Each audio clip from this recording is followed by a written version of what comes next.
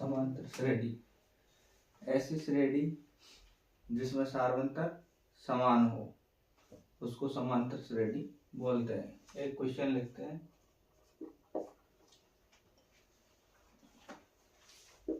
AP दे रखी है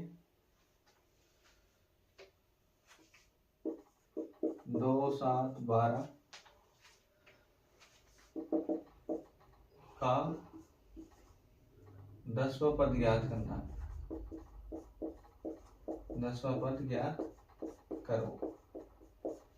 ये एक समांतर श्रेणी दे रखी है जिसका 10वां पद हमें ज्ञात करना है। तो समांतर श्रेणी का 10वां पद हमें ज्ञात करना है। n में पद का सूत्र होता है इस श्रेणी में प्रथम पद क्या है?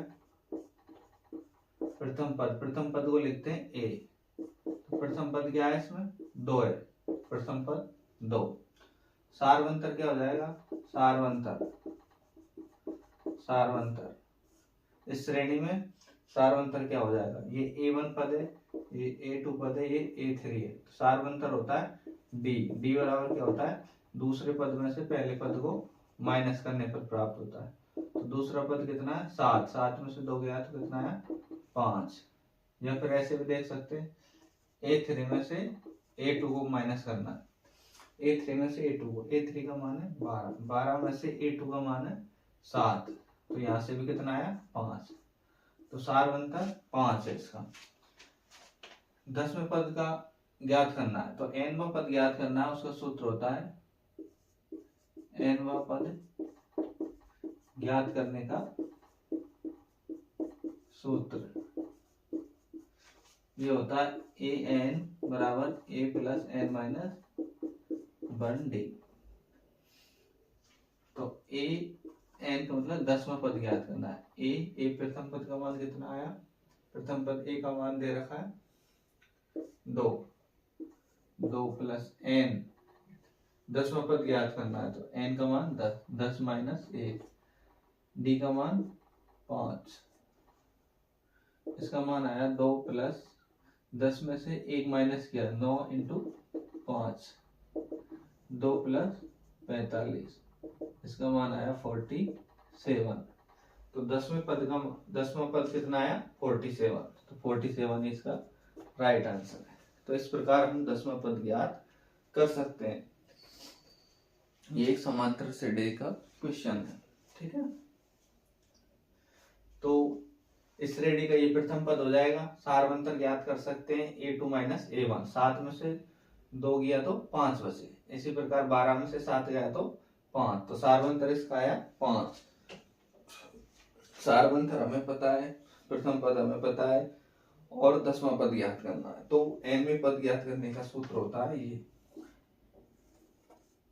ये an बराबर a plus n minus 1d। इसमें मान रखा है और ये हम ज्ञात कर सकते हैं आसानी से। ठीक है।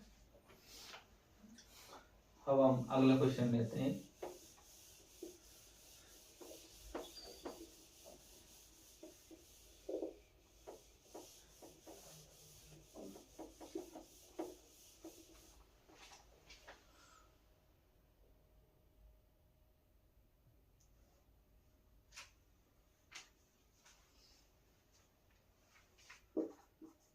एपी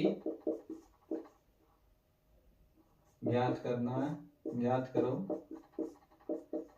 जिसका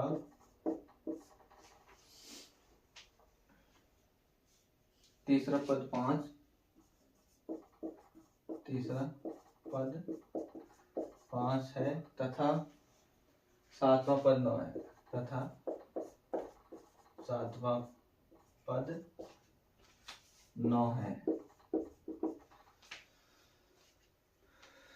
तो हमें एक एपी ज्ञात करनी, समांतर श्रेणी ज्ञात करनी है जिसका तीसरा पद 5 दे रखा है और 7वां पद 9 दे रखा है। तो इसमें हमें एक समांतर श्रेणी ज्ञात करनी है।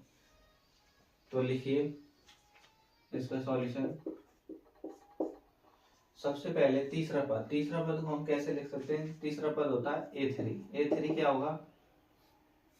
a2 plus d। दूसरे पद में सार्वंतर को जोड़ने पर तीसरा पद प्राप्त होगा। तो या फिर इसको लिख सकते हैं, A2 को लिख सकते हैं A प्लस डी। A2 को लिखेंगे A प्लस डी, और ये ऑलरेडी D है। इसको लिखेंगे A प्लस, ये कितना हो जाएगा 2D, तो A प्लस 2D लिखेंगे। इसी प्रकार सातवां पद को लिखेंगे, सातवां पद लिखेंगे। सातवां पद हो जाएगा A7। A7 क्या हो जाएगा A6 प्लस D। छठा पद में अगर सार्वंतर जोड़ देंगे तो सातवां पद आ जाएगा। A6 क्या होगा, A6 होगा A plus 5D plus D। इसको लिखा, ये ऐसा लिख, ठीक है। इसको करो A प्लस 5D में D जोड़ेंगे तो 6D, इस प्रकार। अब आगे देखो, A3 को A प्लस 2D लिखा, तो A प्लस 2D, इसका मान कितना दे रखा है, ये कौन सा पद हुआ, तीसरा पद, इसका मान दे रखा है 5। सातवां पद को लिख सकते हैं A प्लस 6D, इसका मान दे रखा है 9। ये हमारे पास दो समीकरण प्राप्त हुई। इन दोनों समीकरण से हमें A और D का मान ज्ञात करना है, फिर हम उसको समांतर श्रेणी आसानी से ज्ञात कर सकते हैं। तो इसको सॉल्व करते हैं। समीकरण 1/2 से, तो समीकरण 2 माइनस 1 करते हैं। समीकरण 2 माइनस समीकरण 1, तो A प्लस 6D बराबर 9 और A प्लस 2D बराबर 5। इसको माइनस करो, ये माइनस प्लस ये कट जाएगा, यहाँ से आएगा 4D। 4D बराबर आएगा 4, तो D बराबर क्या आ जाएगा 1। सार्वंतर 1 आया, सार्वंतर का मान कितना आया 1 आया। तो इसको किसी भी समीकरण में रखकर हम D का मान ज्ञात कर सकते हैं। समीकरण 1 से, अब समीकरण 1 में इसका मान रख दो D का, तो A प्लस 2 इंटू D का मान बराबर कितना है 5, तो A प्लस 2 बराबर 5, तो A का मान कितना आया यहाँ से 3, तो A का मान हमारे पास कितना आया 3। तो A और D का मान है, तो हम किसी भी समांतर श्रेणी को लिख सकते हैं। समांतर श्रेणी क्या हो जाएगी, AP बराबर क्या हो जाएगी A plus D, A plus 2D। प्रथम पद कितना आया A का मान 3, दूसरा पद क्या आया 3 प्लस D का मान 1। चौथा पद, तीसरा पद क्या आया A कितना है 3 प्लस 2 इंटू D का मान है 1, तो यहाँ से आया 3 4, इसका मान 5। तो इस प्रकार हमें एक समांतर श्रेणी प्राप्त होगी। 3 4 5, इस प्रकार की हमें एक समांतर श्रेणी प्राप्त होगी।